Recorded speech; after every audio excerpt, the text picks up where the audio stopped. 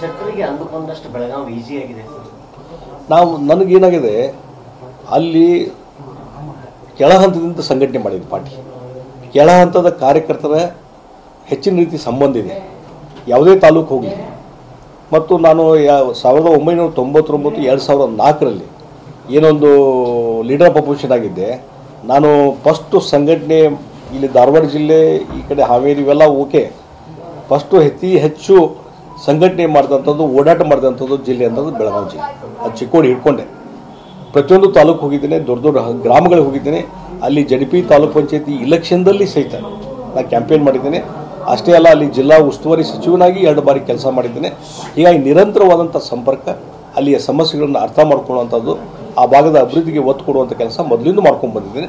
ಆ ಹಿನ್ನೆಲೆಯಲ್ಲಿ ಇವತ್ತು ಅಲ್ಲಿ ಚುನಾವಣೆ ಎದುರಿಸುವಂಥದ್ದು, ಜನರು ವಿಶ್ವಾಸ ತೆಗೆದುಕೊಳ್ಳುವಂಥದ್ದು ಯಾವುದೇ ಸಮಸ್ಯೆ ಇಲ್ಲ.